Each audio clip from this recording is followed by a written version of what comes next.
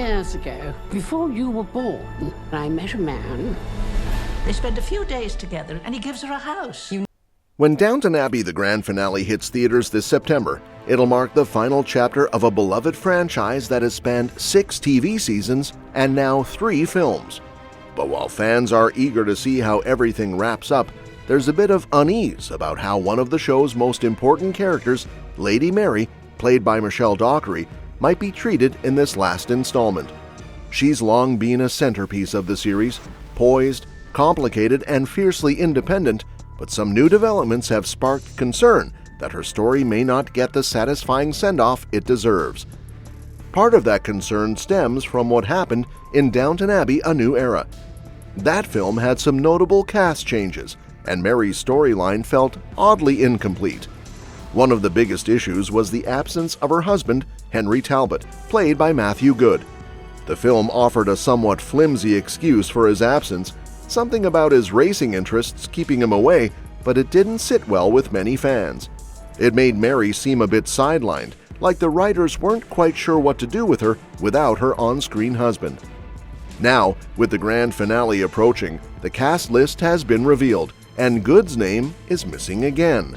That's a pretty glaring omission, especially since nearly every other key character is returning. Everyone from Hugh Bonneville as Lord Grantham to Laura Carmichael's Lady Edith and Jim Carter's Mr. Carson is on board. Even Paul Giamatti is back as Harold Levinson, but no Henry. That's bound to raise eyebrows because it signals that Mary might be facing yet another film where her romantic life is brushed aside or left unresolved. Matthew Goode's previous absence was due to a scheduling conflict with The Offer, a Paramount Plus series. And now, based on filming timelines, it's possible his latest project, Department Q, overlapped with the production of the grand finale. So maybe it's another case of bad timing. But regardless of why he's missing, his absence presents a real challenge for how to wrap up Mary's story in a way that feels complete. The second film already struggled to justify why Henry wasn't around, and doing it again could make things feel repetitive or even careless. Sure, the filmmakers could use the same excuse. They could say he's still off pursuing his hobbies or business interests, but that risks making Mary look like an afterthought in her own storyline. And since this is the end of the line for the franchise, it feels more important than ever to give her an arc that lands emotionally and makes sense narratively. That doesn't mean Henry has to show up for Mary to have a meaningful ending. In fact, the writers have a bunch of ways they could approach this. One route might be to lean into Mary's independence and show her taking control of her own future, with or without a partner by her side. She's been through a lot. Remember, her first love, Matthew, died tragically, and she's proven time and again that she can weather heartbreak. Maybe this is her time to find peace and strength in her role at Downton, rather than tying her happiness to a man. But whatever direction they choose, it's important that it feels earned. Mary has always been a character of complexity, sharp-tongued, vulnerable, fiercely loyal to her family, so her farewell should reflect that. Giving her a shallow or rushed ending just because of casting constraints would be a disservice not just to her, but to the fans who have followed her journey for over a decade. There's also the larger context to consider. This isn't just another movie.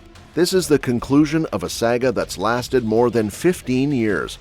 So while it's great to hear that the grand finale will honor Maggie Smith's iconic Dowager Countess, the rest of the cast deserves that same level of attention, especially characters like Mary, who've helped carry the story from the beginning. Of course, fans will always hold on to their favorite characters and storylines long after the screen fades to black. That's part of what makes Downton Abbey so special. Even though the show is drawing to a close, its legacy will continue, shaped in part by how well it lands this final chapter. So here's hoping the filmmakers understand just how crucial Mary is to the heart of the story. Whether Henry shows up or not, Mary deserves closure that reflects the full range of who she's become. And if they can pull that off, the grand finale might just give fans the goodbye they've been hoping for all along. There's something kind of poetic about setting it during the 1930s. It would bring the franchise full circle, because remember, The whole thing started in the shadow of World War I. Back then, we saw how the war rocked the Crawley's world and changed everything, from the family's fortune to how the household was run.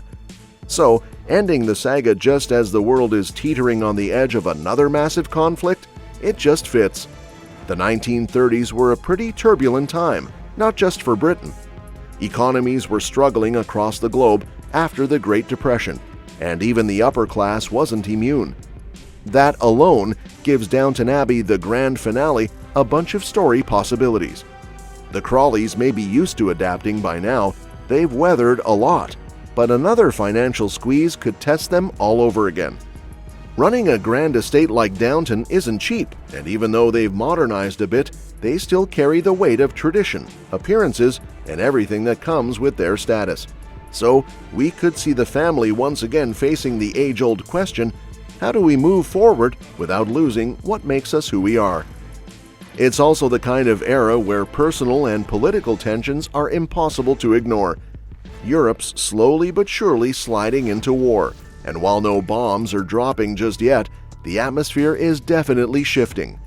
This could bring a really fascinating edge to the story, especially for characters like Tom Branson. As an Irishman with strong political opinions, you can bet he'd have a lot to say about the rise of fascism across Europe and how Britain is, or isn't, responding. And since Tom has always straddled the line between being part of the family and being a man of the people, he's the perfect lens through which to explore that tension. Then there's Mary. She's basically the head of the house now, balancing the legacy of Downton with the need to keep it relevant.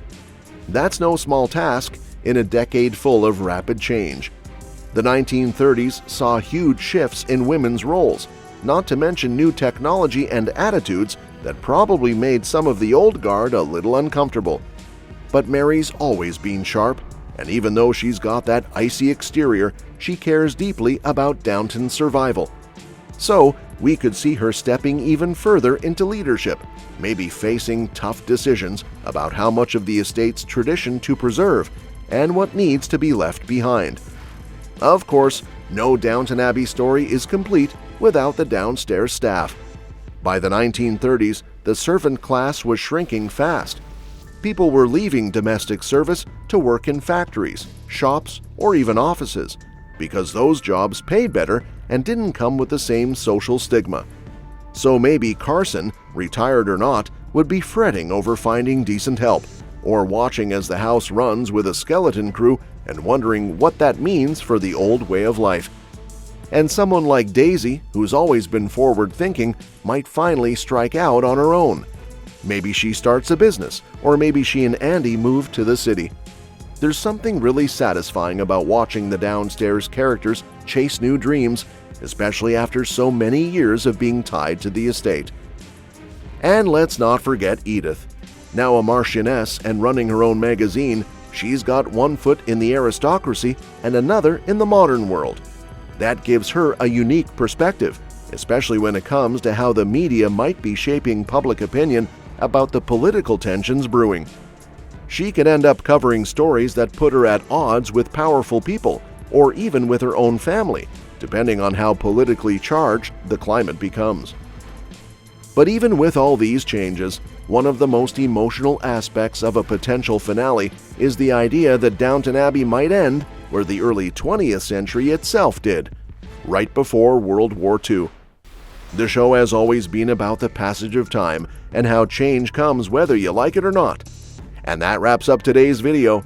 If you want to stay in the loop with all the latest movie and series news, don't forget to hit that subscribe button and give us a big thumbs up.